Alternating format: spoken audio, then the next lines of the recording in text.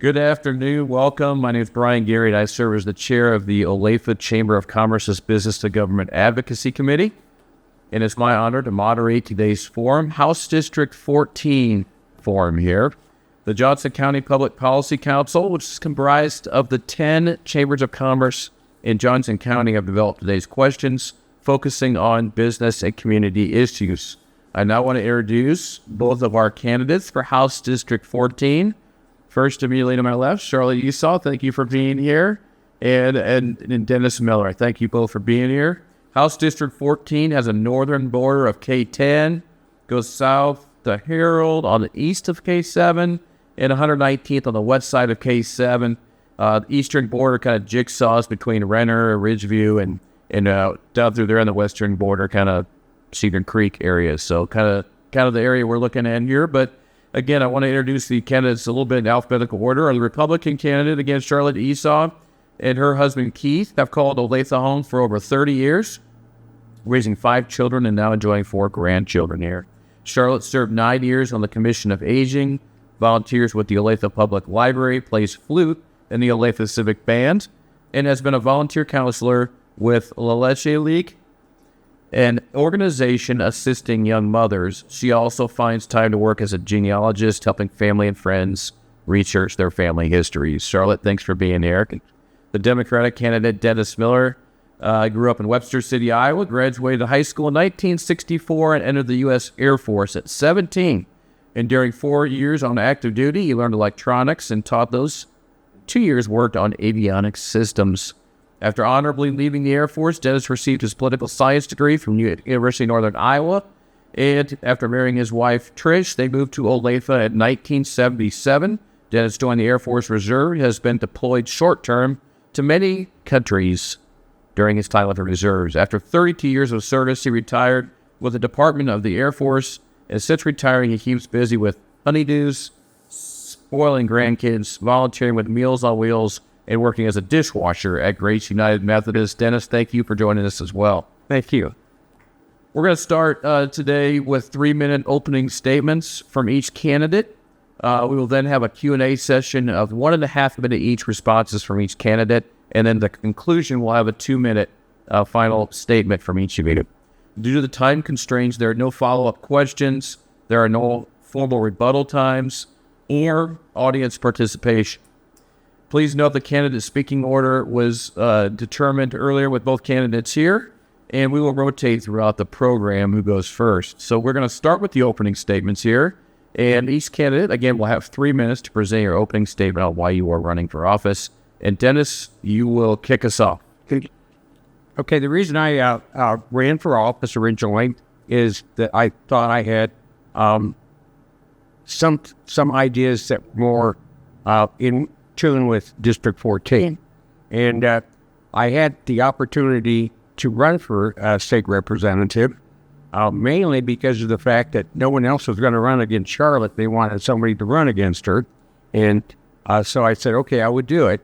And then I found out I had an opponent. So I went through a process of going through the primary. And since my precinct was actually in District 15 until redistricting, and I went ahead and that was everything is kind of different when.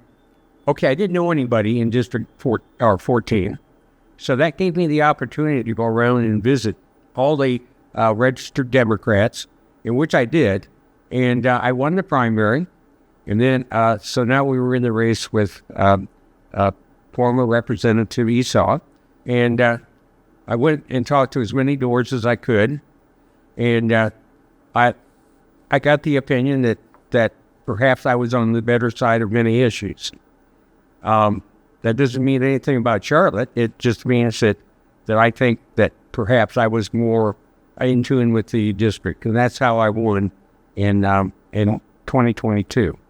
And we're doing the same thing again this time.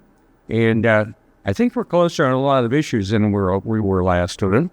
I don't really know, but all the stuff that I have done in the legislature so far, I've listened to both sides of the aisle.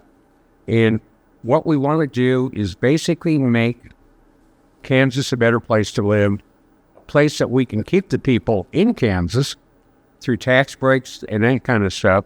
And I think that's basically what I'm running on this time. Tim, thank you. Charlotte, you have 3 minutes to present your opening statement while you're running for office.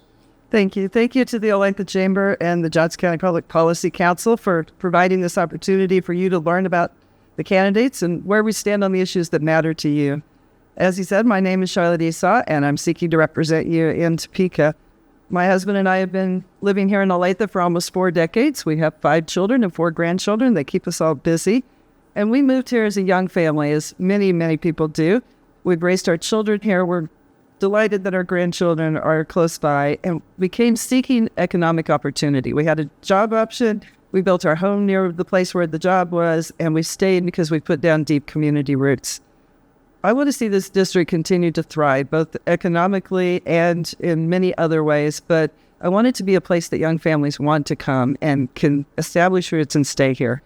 It can only happen if we have an economic climate that fosters growth in jobs and a tax policy that doesn't take more and more of your family budget. I want to ensure that we're not overburdening our seniors, and they typically live on fixed incomes, and I want them to be able to continue to afford to live here as well. A community that has families of all generations is one that is diverse, one that has connections that are stable and healthy, and it helps provide safety and continuity, and that is what I want to see us continue to have. I'll strive to continue to be a voice for the taxpayers in Topeka if I were to be elected, and ensure that our state government spends your money as if you were there making those decisions. Thank you again for taking the time to be an involved citizen by watching this video. Thank you. And we'll now move on to the question and answer portion. Each, candidate will have 1.5 minutes to answer each question. We will alternate speaking order for each question, and Charlotte will go first on the first question here. What are your views on state tax policy, being as specific as you can, please? I'll start with our increasing home values. I'm worried that we're taxing people out of their homes. I hear it at the doors constantly, that their property taxes are going up. They don't know how they're going to be able to stay there, especially once they retire and they don't have increasing income, but their tax bill keeps going up. For many of them, higher than their mortgage ever was. So we've got to resolve that. It's going to be a complicated issue, but I believe that it can be done. I've been talking to the tax chairs in the House and the Senate about what we could possibly do. And we've got to find a solution that works well for all the communities in Kansas, because the rural communities have different concerns than we do here in Johnson County. But right now, our biggest problem is that we've put a cap on how much you can get back as far as seniors go. We did pass some good legislation. It's helping some people. It's not helping enough people in our district, and that is one of the things I definitely want to address. Thank you. Dennis, I'll ask you the same question. What are your views on state tax policy, being as specific as you can? Okay, first of all, I'm in the taxation committee. When they go around the table and they say, "What's your view on taxation?" and I said at the introduction of the first of the session, I said, I hate tax, and I hate tax papers, and I want to eliminate as much tax as we can to continue as a state that grows. And that's kind of the way I still feel. But as state representative, one thing I want to do is not interfere with county and city revenues in tax policies. I don't want the state to interfere with that, because that's one of their own revenue streams to pay their employees and to keep the city streets up and everything. And I supported, and we got rid of all state sales tax on food, which was good. And also during the special session, I voted to eliminate all sales tax on Social Security income. Didn't matter how much you made on that AGI and all that stuff. I wanted to make it simple, and I joined with both sides of the aisle. I actually worked for that, and so no more Social Security tax on from the state of Kansas, and so that will help people that are on fixed incomes from Social Security have a little bit more. And so I'm working with both sides of the aisle to try to eliminate the high property taxes, but it's a complicated issue. And I've looked at other states and how they do it. Limitation of 4% as far as home value increase is concerned. That's kind of an interesting idea. But I do want to work with the cities and the counties, and the state policy should be one policy. The county and city states or cities should have another policy that's their own concern. And Charlotte talked about, and it's not a debate, but I agree with her. It's not the same in every county. It's not the same in western Kansas as it is in eastern Kansas. So we're trying to work on something that's going to give people more money in their pockets and help them keep in their homes. Great, thank you. Moving on to question 2, which, Dennis, you will answer this one first. What are your views on K-12 education funding and accessibility? Okay, well, first of all, I pretty much vote for fully funded school systems. And for including the special education. I'm against public dollars that go to private education because there's no, there really isn't there's no real oversight on how these funds are spent. And I'm not 100% opposed to it, but I'm about 80% opposed to it, okay? I'd like to at least have a discussion about how we can do this kind of stuff. And it's not my forte. Education never has been. If you look at my grade record in high school, you'll notice. But I want everybody to have a full education, fully funded, and one that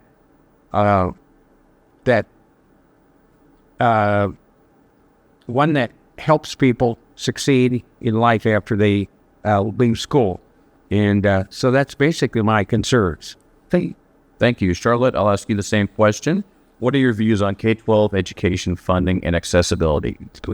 I want to see continued support from the teachers in the classroom and policies that help them meet the needs of each student and not hinder them meeting those needs. I have a proven record of voting to fully fund our schools and investing in special education while not raising the taxes on the middle class, being fiscally responsible, balancing the budget. That's the Kansas way. That's what we'll continue to do. When I'm at doors in the district, I hear many parents that are pleased and happy with what's going on in their kids' schools. That's wonderful.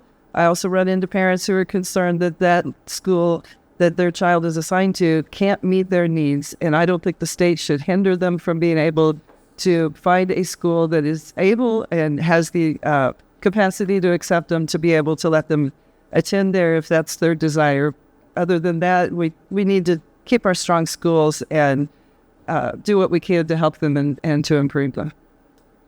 Thank you. Moving on to question 3, Charlotte, you'll answer this one first. What types of economic development policies do you support to encourage job growth and business expansion in Kansas? So the simple answer is a low-tax, stable, fair, business-friendly environment should be our focus. And we need to cut regulations when they are unnecessary. We need to eliminate red tape that has developed over the years. We're really good at seeing how many hoops you can jump through to run your business. All of those things need to be looked at on a regular basis, because sometimes what was a good policy 10, 15 years ago now is causing trouble for all of our businesses. So we definitely need to look into that. I'm not a big fan of things that are what many people think are tax giveaways. So any of those, I think, need to be looked at very closely to make sure that the taxpayer is not going to be at risk and that the taxpayer will get a good return on their investment in helping businesses to grow. At the same time, local businesses that have been here deserve to have equal support and not to have us picking and choosing which business gets help and which one doesn't, whether it's new or established. Thank you. Dennis, I'll ask you the same question. What types of economic development policies do you support to encourage job growth and business expansion in Kansas? Well, I actually would prefer state and local governments would stay out of spending public dollars on chosen businesses. And that is to give tax incentives to a business that comes in, but the people that have to pay for those tax incentives are the people that are just regular people. And I don't like to see that, because what happens is it takes more money out of the normal taxpayers' pockets. And if it has a date of endings, I'm leaning toward that's okay. If it's a 5-year plan to expand an area, and we have places in Olathe that have that. So I don't really disagree with it 100%, but I do think that we have to watch about tax giveaways. I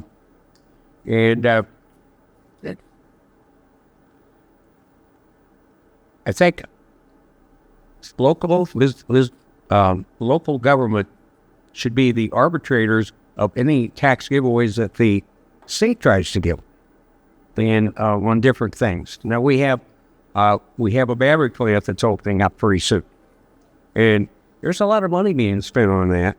And I think we have to look at at what it's going to affect the communities that are around the battery plant. And on the state level, we have to incentivize the cities to be able to afford that. So, I'm against tax giveaways, but then I'm for tax giveaways when we have something in a similar type of thing like that. But everything has to be looked at individually. And, in the tax committee, it's very complicated, and they're still trying to grab a hold of what's going on. And so, Great. Thank you. Dennis, you'll answer the next question first. What would you do to grow and develop the state's workforce? well, I look at various factors to why the workforce isn't bigger, and conclude that businesses must offer incentives to work.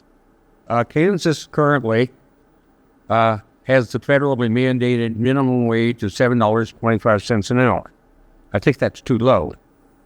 Nebraska, Missouri, they have higher minimum wages now. I think we ought to look at that, because if I'm a person that graduates high school and I want to work someplace, and I look at what the minimum wage is for a starting job at $7.25 an hour, and then look at Nebraska, which is higher, and Missouri, which is higher, I may think about moving myself to that state and to start my life. We need to think about that, and I'm also in the Welfare Reform Committee, and the $7.25 an hour basically puts everybody under control of being able to get food stamps, and they don't own food stamps anymore, but that's but we need to offer a higher wage to begin with, and I think that will help people stay in the state of Kansas, and it's the way we should go.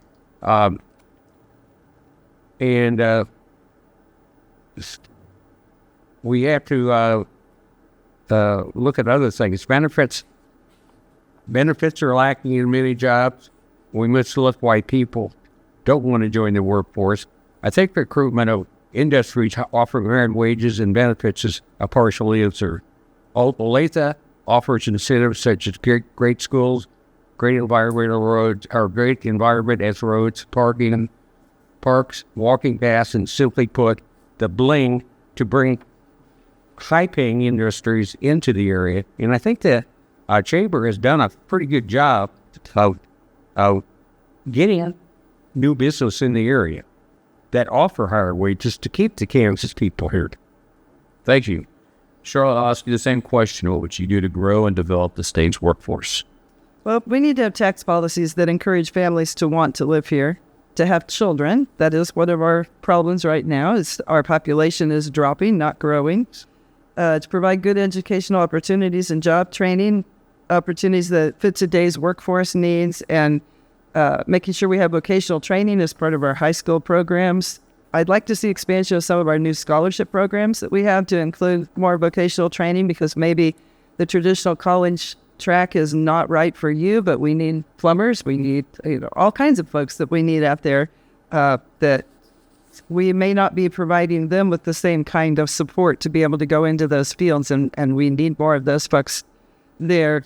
A little bit about the Panasonic plant that's out there. that was something where I voted against my leadership because I didn't feel I had enough information. I didn't feel we had enough guarantee of high-paying jobs, even though they were promising a certain amount of that money that would be earned if you worked there. I didn't know if that was going to be distributed somewhat equally or if it was going to be at the very top. I had environmental concerns. There were many things that brought me concern about that.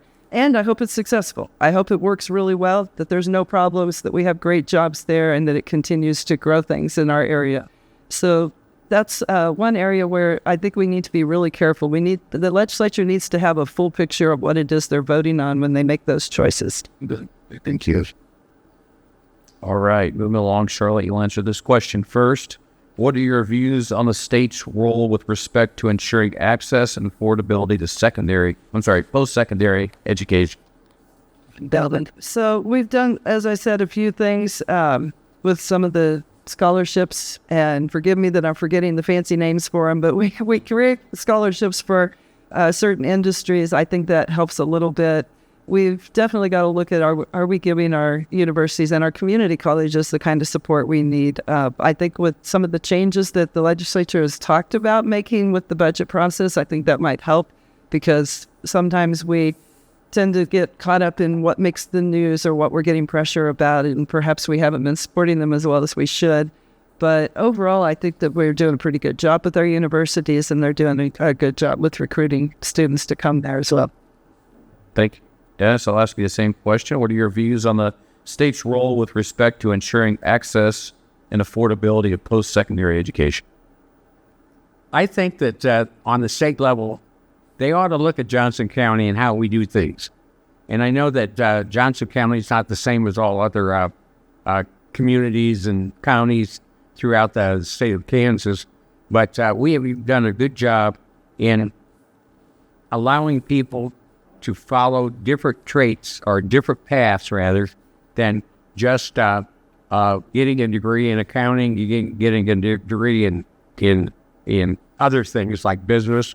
They've also have specialized training in auto repair. They have specialized training at junior college in food preparation and other trades that people do on a daily basis to make our communities work. And I don't think Kansas has done a very good job on I don't want to call them lower education, because they're not.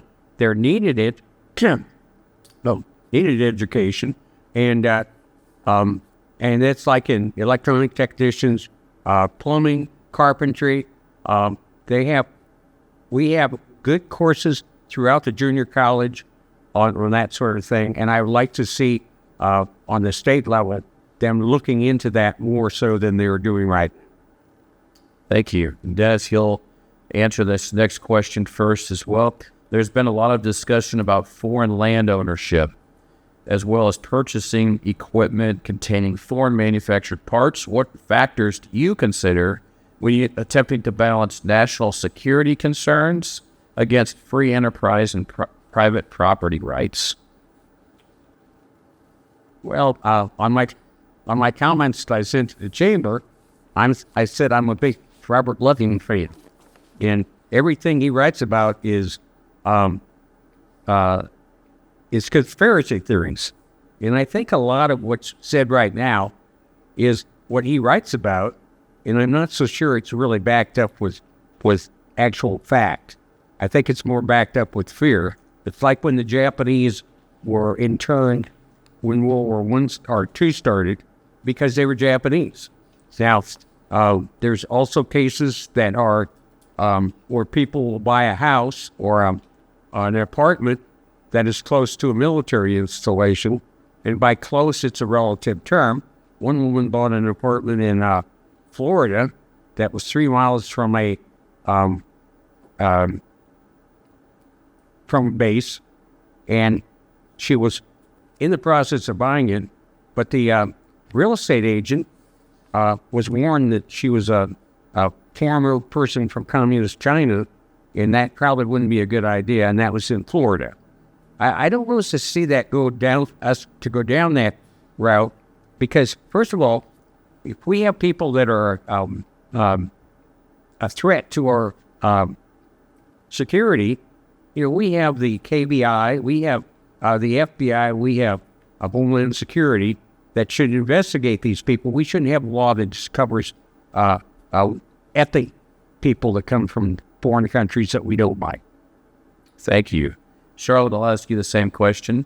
There's been a lot of discussion about foreign land ownership as well as purchasing equipment containing foreign manufactured parts. What factors do you consider when attempting to balance national security concerns with free enterprise and private property rights? So I'll build a little bit upon what we just heard.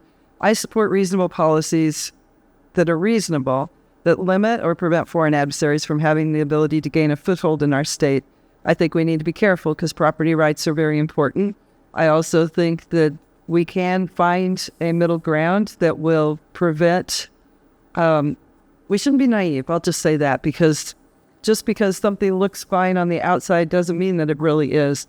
And I do believe that we have enemies out there that would love to get a foothold in our state, and not just our state, but other states, and that we always need to be on guard. I agree that we do have the KBI, we do have other investigative agencies that can perhaps be alerting us on all of that, and maybe we need to come up with something where they have a policy where they can put somebody or an area on alert to be cautious.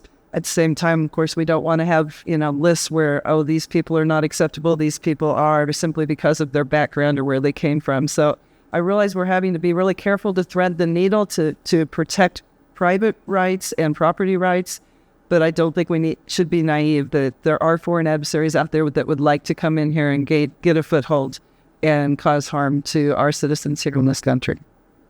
Thank you. Charlotte will answer this next question first. What are your views on healthcare policy and Medicaid expansion? Expanding Medicaid doesn't solve the problem that Medicaid was created for. It was to provide health care for those who are truly in need and can't afford it. And we don't have enough providers right now to provide the services for those who qualify. We still have waiting lists. The legislature's made some progress on that, but there's still waiting lists. And those are for people that qualify right now for specific reasons. And until we solve those issues and we solve some of the accessibility issues, making it a more burdened system that has even more people on it is not going to help those folks who are truly needy. So that has to happen first before we can consider any other policy changes with Medicaid. Thank you. Dennis, I'll ask you the same question. What are your views on healthcare policy and Medicaid expansion? Well, I'd like to say that, first of all, if you have Medicaid expansion, it's voted on or can be voted on every year to get rid of it. And currently there are 40 states that have passed Medicaid expansion. Not one of them has voted to get rid of it. And I think it would bring more dollars to the state. There are no states that decide to vote to get rid of it, even though each state can bail out. Okay. So simply put, Medicaid expansion is proven as a good program. I don't like talking about how many dollars that Kansas has lost or anything like that, but I think Medicaid expansion would enhance the medical dollars to every county, and especially like in Johnson County, we need more people at the mental health facility. It would pour more money into that, and we know that we have problems with getting people to work at those facilities because we don't have the money. And there's other things too. I always say that that Medicaid expansion is not only to keep the people that are covered under it, but it helps for better health care for all Kansans because you don't have sick clerks that can't afford to go to doctors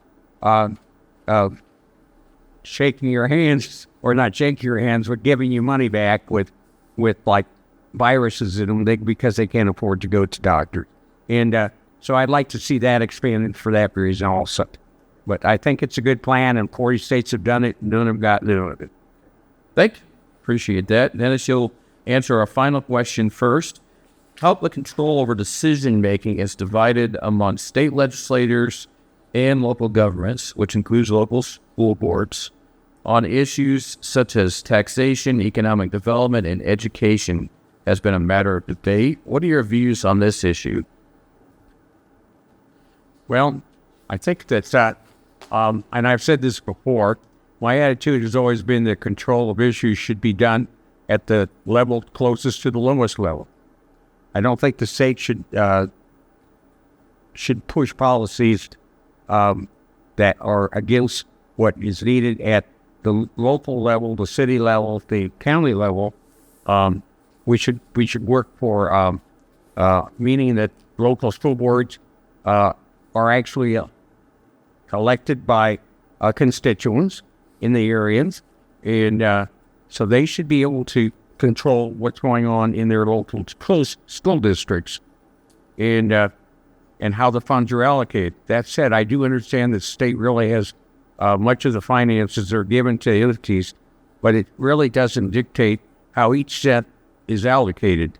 All I really understand, this complicated process, is the state only prescribes minimum standards and local school boards determine the best use of funds. Basically, that's my opinion. Yeah. Thank you. Charlotte, I'll ask you the same question. How control over decision-making is divided among state legislature and local governments, including local school boards, on issues such as taxation, economic development, and education has been a matter of debate. What are your views on this issue? Everyone believes in local control until they don't. And that's usually when they don't like what their local government is doing and they can't stop it on a local level, and they come higher up and they say, can you help us? Can you fix this? So finding the balance between protecting the minority from things like overtaxation, overspending, and local control isn't always easy, but we need to make sure that government at all levels is transparent and fair. If that means we need state tax policy to make that happen, then I support it. If it can be handled locally, then that is my preference. I think local government is closest to the people and should be the most responsive. Sometimes they are not. So it can be challenging. Local control is always preferred when possible. Thank you. And that concludes our question and answer session. We'll move on to the closing statements by the candidates, who will each have 2 minutes to present your closing statement. We ask that you please highlight what most distinguishes you from your opponent. And Charlotte, you will go first in the closing statements. Thank you. And once again, thank you from the Chamber for providing this opportunity for you to learn about the candidates and where we stand on the issues that matter to you. We all want to see this district continue to thrive and be a place where young families can come here and longtime citizens can afford to stay. We have to make some changes to our tax policy. What was passed recently is a nice start, but it left too much money sitting in state coffers, and that's money that you need to make it in these tough economic times. I believe government should play only a limited role in your life, whether it's at work or home, doing only what's essential without eating into more and more of your budget. I have a proven record of supporting lower taxes, foster care reform, and bringing people together. Some of that could be seen in the Office of a Child Advocate, where I worked with a Democrat who we don't agree on very many things when you look at our big policies, but we agreed we had to have this office and we needed to find a way to make it work. We didn't compromise. We found what we had in common, and we brought it together and put it together in a package that took us a couple of years. It finally passed this last year, but that is the kind of things that I have experience in doing, especially within areas that affect our foster care system, where we absolutely have to have reform. We're not doing a good job for our kids. We need to be meeting the individual needs of every child and what is best for each individual child, and it's not happening right now. If I were to be in Topeka, that is one of my number one focuses, that and property taxes, because that's the thing that I hear right here. So thank you again for being an involved citizen, for being here, for listening to this video online. And you can learn more or contact me on my campaign page, on the webpage, on Facebook. And most important, please remember to vote on Election Day. Thank you, Charlotte. Dennis, you have 2 minutes for your closing statement. I agree with everything Charlotte said, except for a few things. But at the state legislature, bills are passed, and 80% of the bills that are passed are 90% or more that both people agree. There's certain disagreements on things like bodily autonomy, as far as being able to, that the doctors and the patients should determine it, not the state legislature. I support that approach. As far as taxation is concerned, I also agree that, and Charlotte said, we have some money in our state coffers right now. I think some of it should go back to the people.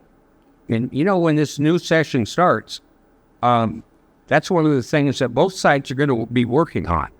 And we have a thriving economy now.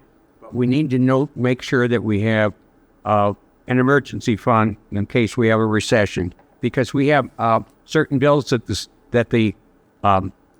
state needs to pay. They need to keep paying highway patrolmen. They need to keep paying a lot of the permanent jobs that have been hired over the years.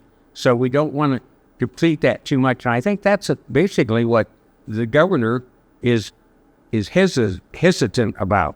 She wants to leave money in the account when she leaves office, and that wasn't done to her when she took office. So we want to keep our economy running, but we don't want to take all the money out of the state coffers right now. But we're going to be looking at that, both sides. Thank you. And thank you both. That concludes our forum for House District 14. I want to thank both candidates, Democratic nominee Dennis Miller and Republican candidate Charlotte Esau. Both thank you for your participation in this forum, but also thank you for your willingness to serve our community. It's very hard to do sometimes, but we appreciate both of your willingness to do so.